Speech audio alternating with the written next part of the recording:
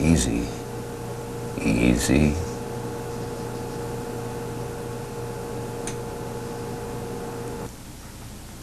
Looks like you took quite a beating, yes. And I don't mind telling you, you gave me quite a start.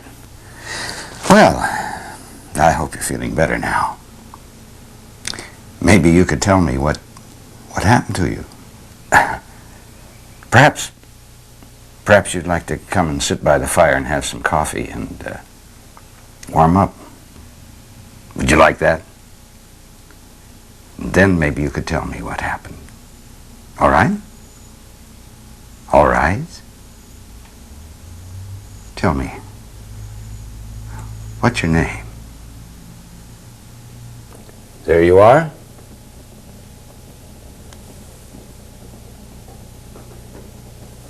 Now, perhaps you'd care to tell me what happened. That is, if you want to talk about it. I'm a good listener. Spent most of my life listening to other people's problems until I retired. That was my job. I was a doctor.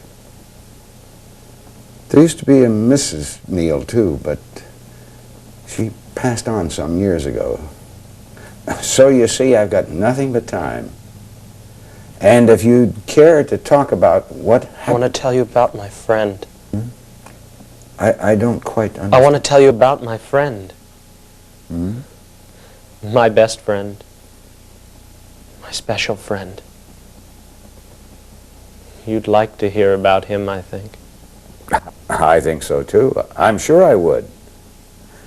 But I'm also very interested in finding out... It was windy. What? What was that? Yes.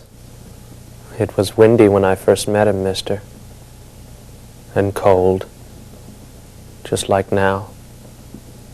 So cold you thought it might never be warm again. Ever. And the wind. Yes. It was windy when I met him. He was standing all alone in a big field, waving his arms at the big black birds who steal the little seeds men put in the ground. So I climbed a fence and went up, keeping low because you're not supposed to go into men's fields, are you?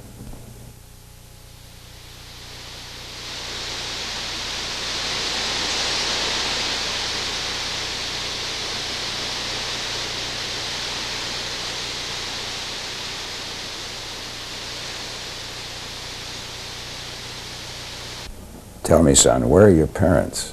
Where do you... I'm telling you about my friend! I'm telling you about my friend. Yes. Yes, of course. I'm sorry.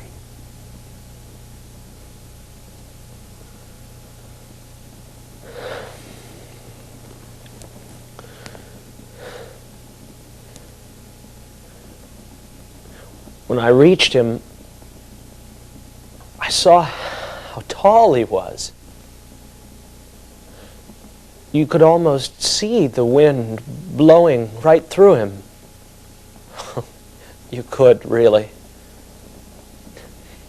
He had a long black coat down to the ground and a high hat and gloves with little holes in at the ends. Oh, but I liked his face. I said, "I do like your face, Jeremy." I knew his name was Jeremy. It was sort of a special face, pretty big and greeny colored, with black eyes you could see right inside, and a big smiling mouth. But I think his lips were sore because they were kind of split and flaky looking. I had to shout because it was so windy. I said, "Will you go for a walk with me, Jeremy?" You'll never guess what happened. 3 little yellow mice came out of Jeremy's mouth and ran down his coat to the ground. I like those sort of mice. When they had run right away, I took Jeremy's arm. Poor old Jeremy. He could hardly move because his foot it was really, because he only had one. It was buried deep in the earth. So I got it out for him, and then he was taller than I am. I had to look right up at him like you look up at your daddy when you're a little boy. As the wind blew, Jeremy waved his arms about and shook his head. I don't think he wanted the wind to blow that way.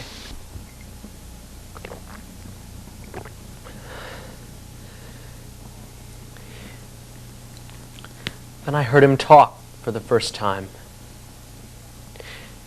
He's got sort of a dry, rattly voice, and you have to listen real hard to tell what he's saying.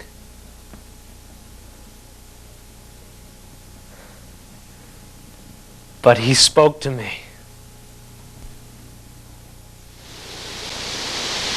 Let's go now. Go. So I put my arm around him, and we went along down the field with his foot dragging in the soil because it was so stiff. I don't think it's very exciting just to stand all alone in a field like he was. Do you?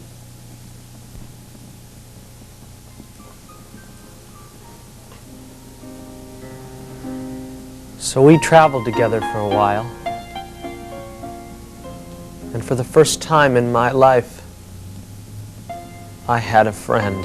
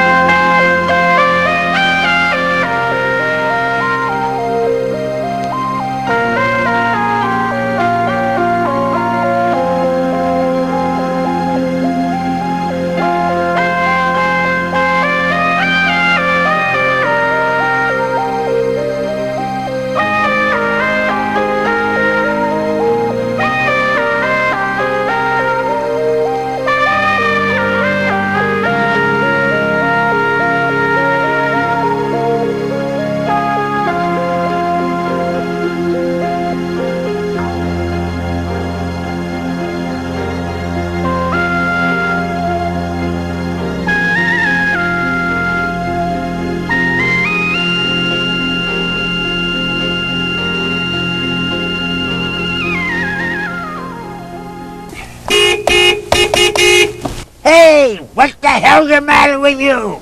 Get out of the way, you jackass! Hey, what's that there?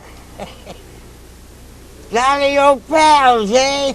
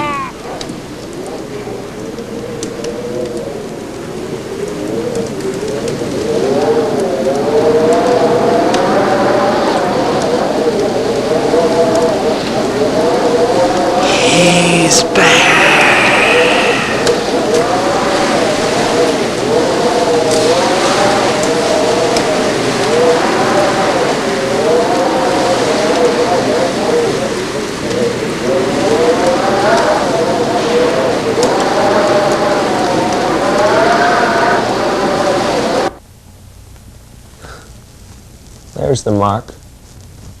Just about where my hair begins, see?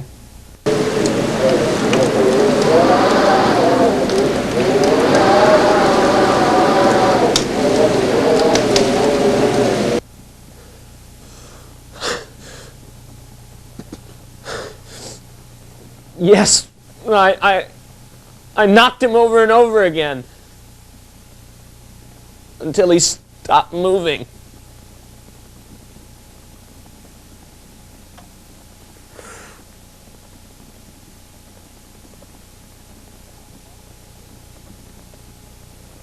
And when I walked away with Jeremy,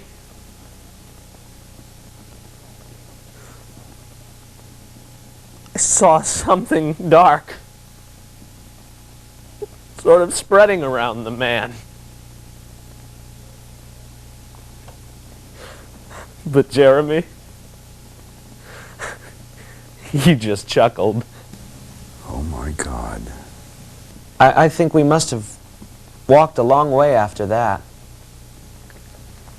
My feet were sore. It was about an hour or two to sunset when we came to a village. Not very far from here, I think.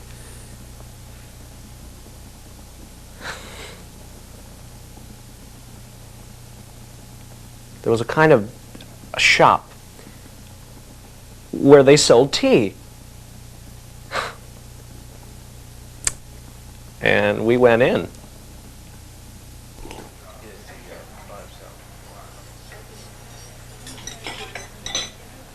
Can you believe this guy? I've never seen anything like it. What's he doing? Why did he bring it into? We'll have some food now, Jeremy. We will. You'll see. But he didn't say anything. And he didn't move. Because everything was still in the shop. Funny, isn't it? He's so quiet when the wind doesn't blow.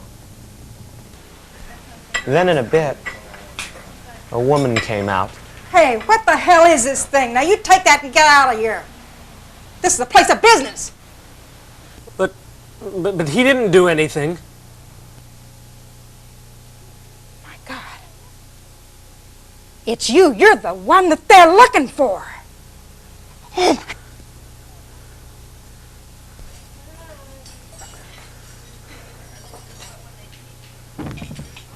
Well, we'll get some tea, all right, Jeremy.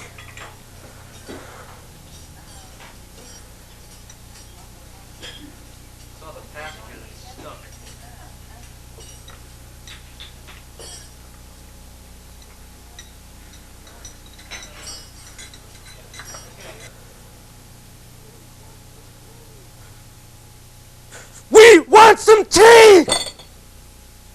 After a minute, yes, it was only a minute, I heard footsteps coming outside, and the door opened.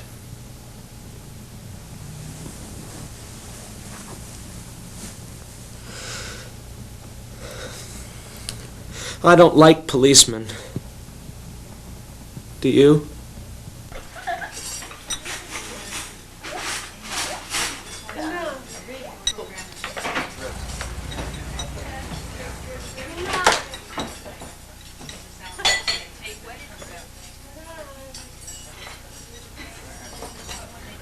You better come with me.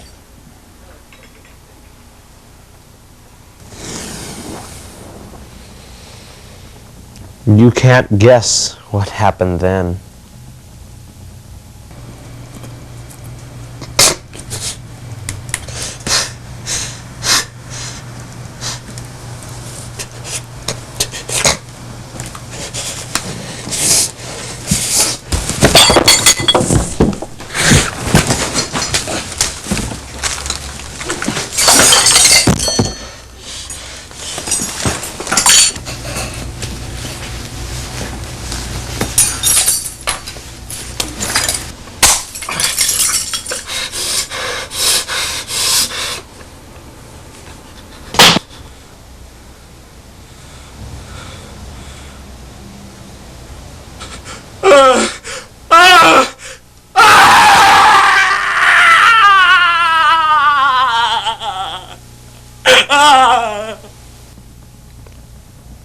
So now I'm here, mister. I like your house. It's nice to sit by a warm fire and see good things about you. I'd like to stay here always.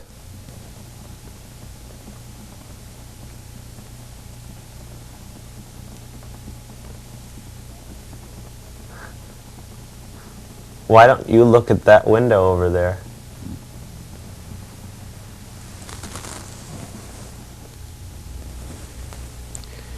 That's right. Now I'm going to show you something.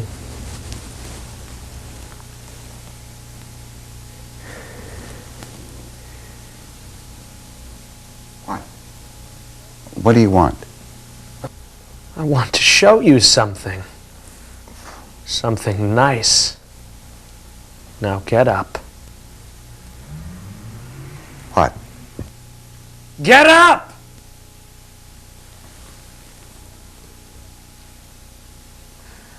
Now close your eyes and come with me. Shut them or I'll shut them. Don't hurt me, please. Turn around and come with me. No peeking.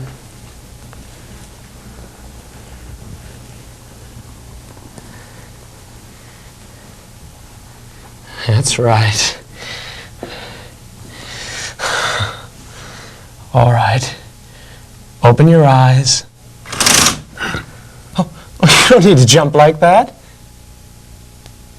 It's only Jeremy. He's standing just where I left him. Don't you think he's got a pretty nice face? Oh, he must be cold out there. And he hasn't got any hat either. Poor old Jeremy. Guess what? Jeremy likes you. He says you're good. Let's go back.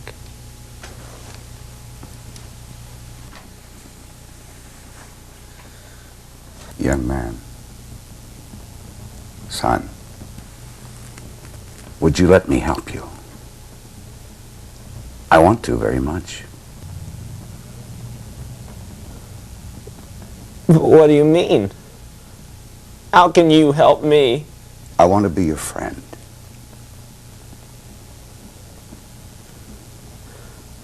But Jeremy's my friend.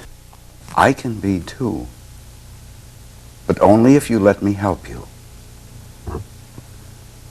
Do you trust me?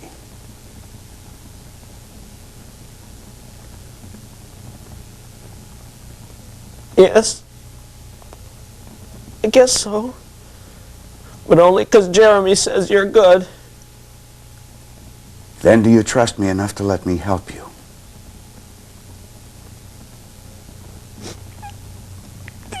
You really want to help me? You don't want to hurt me or Jeremy? No one will hurt you. I promise. Now, I'm going to call some people who can give you the help that you need. And they won't hurt you. Or Jeremy.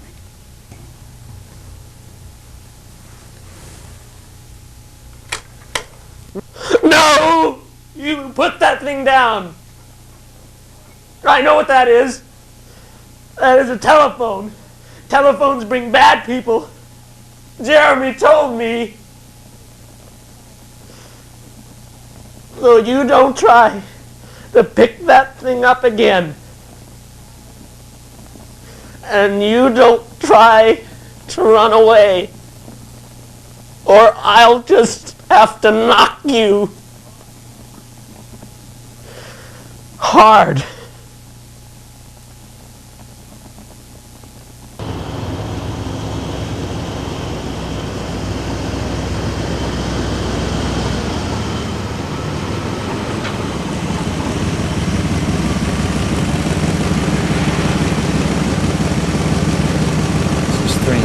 Yeah, I think I've got something. Requesting backup units. 200 block of Old Ranch Road.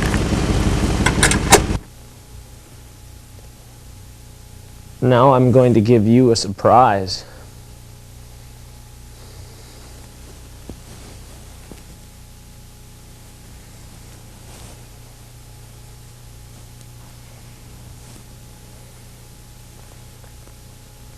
Jeremy and me are going to live here, in this house, always. And we can be friends forever and ever.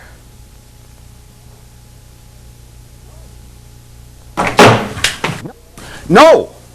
For God's sake, don't shoot him. He's sick. He needs help. Put the gun down. Please.